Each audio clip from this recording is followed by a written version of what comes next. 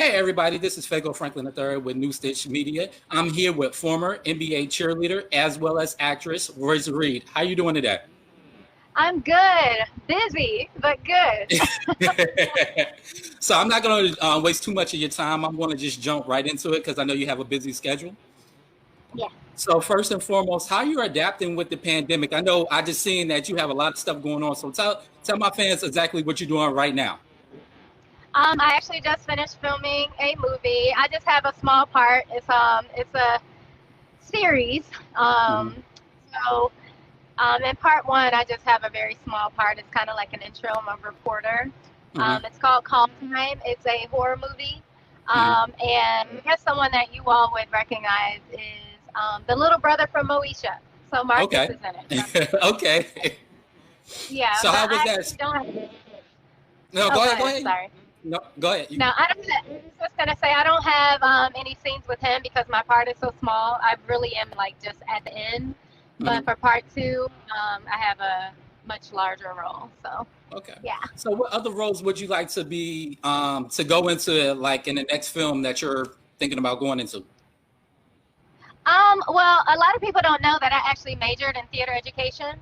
Hmm. So that is actually, that's what my degree is in, as well as humanities. So I am trained in all different genres, and I learned several different dialects. So I think my favorite is probably more drama. Go figure, Hmm. right? But I definitely like drama and I like comedy. Um, so yeah, that's my thing. Okay. So how was it working with the basketball wives and that situation? Like what experience did you take from that? It was very different. Obviously, I had never done any like reality show type thing, but I felt like for me, it was good because of the stigma that was out there about dancers and the players, and also even the stigma that came with me because who I have a son by, and we were in the news so much Hmm. during that time frame that I felt like it was a good look for me to kind of show people who I really and truly was. Hmm. I think I did that 80%. Hmm. But I mean, as with reality shows, you have the truth and then you have what's scripted. So when I was on the show, I would say it was about 80-20, 80% real, 20%, scripted because I wouldn't just necessarily say, hey, let's go have dinner and hash this out. I'm not that person. If I don't care for you, I'm over it. Hmm. I don't really like to dwell on mess. But I am so cool with quite a few girls from the show, and I think it did at least put me out there in terms of being in the public eye. Hmm. So I don't have any regrets. I see where the show is now, and Hmm. it's not something that I would choose to be a part of. They have asked me back a few times, and I've said that it's something that I might do if Hmm. they changed the premise of the show. Hmm. So that's where I stand with that. So in your perspective, what are the pros and cons with being an actress? Um, Pros is, I mean, if it's definitely like your career choice, Hmm. there aren't really many cons except for you definitely have to figure out, your lifestyle. You have to figure out your timing, and I have to make sure that I set aside the majority of my time to raise my son.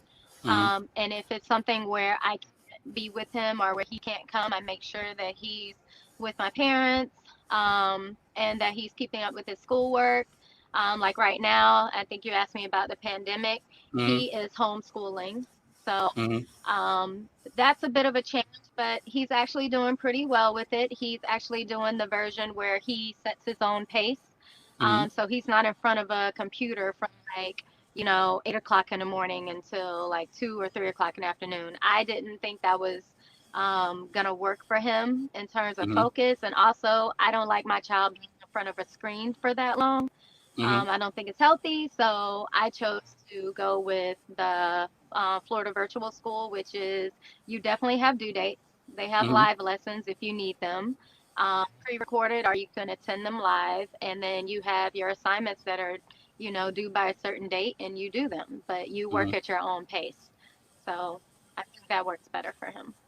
Okay. And then he can So, also travel with me when I travel. So, okay. What is one of your favorite places that you travel to? um, that I travel to now or that I've been? That you've been or either traveled to? One of the above. Um, oh, well, I will say the one place that I've been that I would love to go back to, super random, but Iceland. Um, you would never think to just go on a vacation there, but it's Hmm. a beautiful, beautiful country. They have this place called the Blue Lagoon, Hmm. that is, it's with the geysers. The water is like 100 and something degrees, but then it's Hmm. 20 degrees outside. But it looks like blue milk. And Hmm. then they have to import their grass, Hmm. but they have these birds called puffins. They look like parrots. They're so cute. And then uh, you can also see, yeah, and then you can also see the northern lights. So that's pretty cool too. okay. So, what inspired you to become a cheerleader first and foremost? I've been dancing since I was 3. I'm also a former gymnast. I was a gymnast for 8 years, and then I cheered for actually 13 years, and I Hmm. cheered competitively. So, performing just has always been in my genes. Hmm. And then growing up in Orlando, we have Disney and Universal and all that stuff. So, I grew up doing a lot of like commercials or print work. Hmm. I still see some textbooks that I'm still in from when I was like 9 years old, which says a lot about textbooks needing to be Yes. Hmm. like, yeah. So, I mean, it's just fun growing up here. It's very um, family driven, but Hmm. we also have up the street Sanford, which is where Trayvon Martin happened. So Hmm. it's definitely not perfect. Florida is definitely that swing state, and I think Charlemagne said it best that some of the craziest people come from the Bronx and Florida. all of Florida, and that is so true because we do have some crazies here. So I can't lie about that. So, tell me a little bit about your experience cheering for the Orlando Magic. I couldn't hear you. So tell me a little bit about your experience with cheering for the Orlando Magic. Hang on, the volume is going away. Sorry about that. So we're back with Royce. So how do you balance being a mother, an actress, as well as doing a lot of things for the community? Like this. I'm talking and driving, which is not good. I'm gonna park. I'm gonna park. Okay, here we go. Well, honestly, I do not know. I am probably one of the most organized people Hmm. that you. For some reason, I never miss my appointments, but I almost do, if that makes Hmm. sense. Um, Yes. yeah. So yeah, Okay. my life is very chaotic, Hmm. but I kind of like it that way because Hmm. once I stop being busy, that's when I realize I'm forgetting something. I completely understand. So, what does it mean to you that you have a supportive a parent that's helping out your child with Dwight Howard? Um, well, um, when you say supportive, Hmm. mm, I mean, uh, I mean, speak your truth. This is all you. This is all you. I'll put it like this. I very much think that he loves, his children. He loves being a father, but some people are raised to be in the lifestyle that they're in. So he was raised from the time he picked up a basketball to be a basketball player. He Mm, never took classes on, say finances. He never went to college. You're not taught how to be a parent unless it's really thrown in your face and mm, it's all the time. So right now he is a primary caregiver of David, but mm, because he's in the bubble, he isn't with him, he's with the nanny. So that wasn't the plan. His plan was to have him with him 24/7, but since it didn't happen that way, he was forced to now have to spend his time with a nanny. Um, Braylon is with me 99% of the time, and that's not necessarily by choice. It's just how things roll. I think throughout all these years, I've learned to.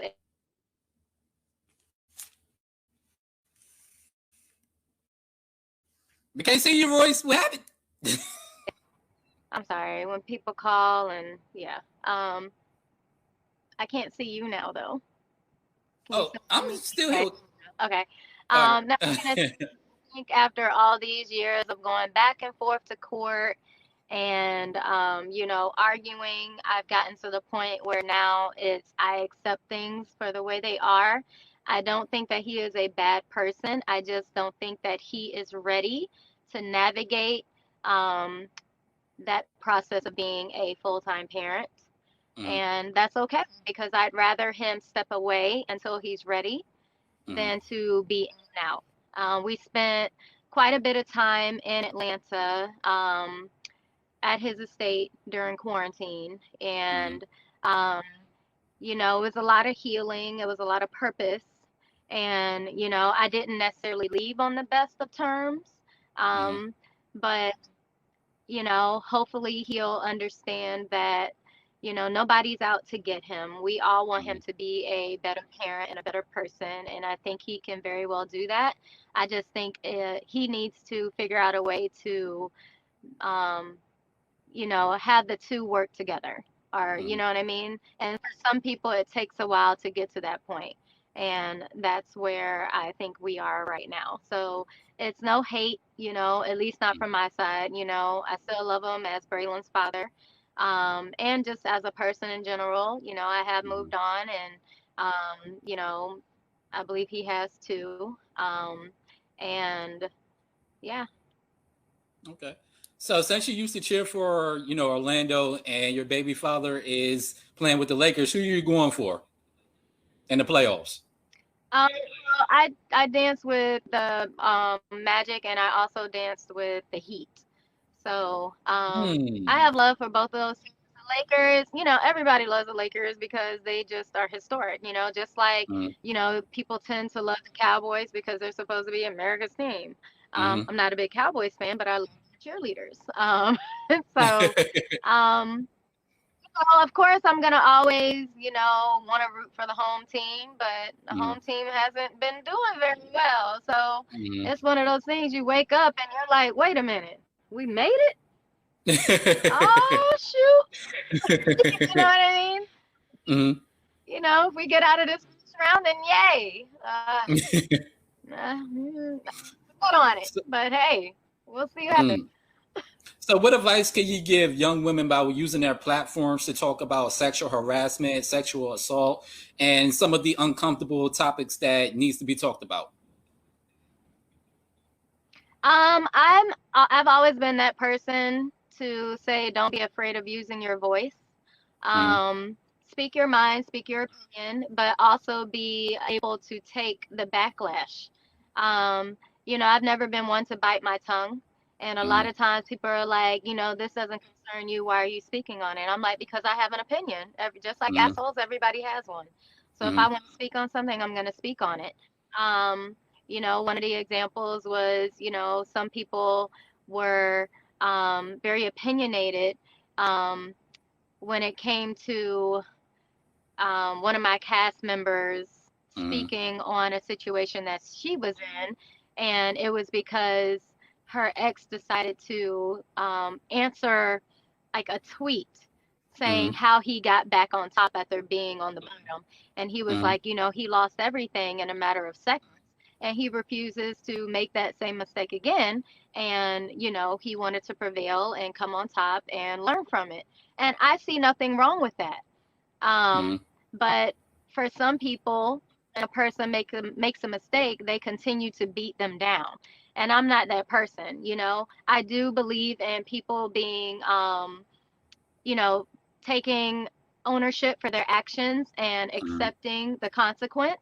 But Mm-hmm. after you accept that consequence, then it's time to like, pick yourself up and move on. Just Mm-hmm. like these people who are, have these felonies and they're, getting out of jail. Yeah, Mm-hmm. it's going to be a hard road, but Mm-hmm. who are we to say that they can't, you know, like overcome that? I'm Mm-hmm. not going to continuously beat someone down because they made a mistake. Now if they keep making that mistake, then I'm like, okay, dude or girl, you know what I Mm-hmm. mean? But if I see them like learning from it and trying to prevail, then more power to them. What does it mean to you that you see a whole bunch of African American women coming out there and doing their thing? I mean, we got Beyonce. I mean, we have a black ballerina. We now have, a potential black woman that is going to be a vice president. What does it mean to you that you can see representation in the world now? I think it's great. I think my generation has seen so much. I was born in the 80s, like 80. So Mm-hmm. I feel like my generation has definitely seen, okay, the first black president. We've seen one of the worst presidents. Mm-hmm. We've, you know, seen the injustice. We came up around a time where racism was there, but it wasn't so prevalent. It wasn't so out there. Mm-hmm. But then our parents were the ones who went through that entire movement, Mm-hmm. So I think with those of us who were born in the 80s, I think we appreciated um, a lot. I don't want to even say a lot more, but I think it means um, it's different for us Mm-hmm. because we've seen both sides versus those who were born in the 2000s. These kids coming up in this TikTok era. Like, you Yeah. ask them about certain things that Mm-hmm. happened, and they're like, huh? They don't remember 9/11. They don't remember, some of them don't even remember Trayvon Martin. They're like, who? Because they were like 4. You know what I Mm-hmm. mean? So it's situations like that where it's like, I think at our age, we grew up seeing so much and knowing so much and learning so much, from Bill Cosby to Epstein. You know what I mean? Mm-hmm. Like, I can respect the fact that we are now getting our voices heard and being respected as black women and strong black women and not as being loud and boisterous and angry. Because in the past, these same black women, if they had done this back in the early 80s, they would have been looked at as an angry black woman who doesn't know how to be quiet. But now it's these strong black women who are voicing their opinions, and everyone is like, oh, I want to be just like them. They're inspiring.